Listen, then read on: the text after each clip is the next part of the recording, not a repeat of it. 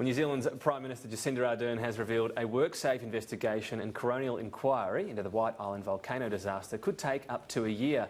More than $4.7 million will also be given to help small businesses in Whakaari and Westland affected by the disaster. 16 people have died after the volcano erupted a week ago. Police are still searching for 2 more bodies believed to be on or near the island. The Prime Minister is rejecting suggestions that changes to the Accident Compensation Corporation could have made it easier for the tour company to take risks when taking groups to the volcano.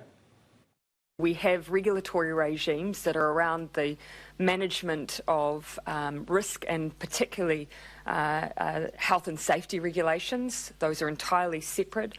I simply do not agree that ACC in any way has led to there being less focus on health and safety issues. Obviously here we need to work through a process, and WorkSafe will, around exactly what has happened in this case. Ms Ardern led her country in a minute's silence to mark 1 week since the White Island volcano tragedy. Officials have today formally identified 4 more Australian victims. The search continues for the 2 people still missing. New Zealand correspondent Jackson Williams has more. Prime Minister Jacinda Ardern and her cabinet colleagues briefly stopped work today, pausing to remember those killed and injured in the Whakaari White Island disaster. A minute's silence held at 11 minutes past 2, exactly 1 week since the eruption. Officials, families, first responders and friends pausing to honour the 16 lives lost and the 2 still unaccounted for. Police have resumed an aerial search to find their bodies. Police are confident one is in the water around White Island, but are uncertain about the location of the other. Police say they'll continue searching for as long as there's hope of finding their remains.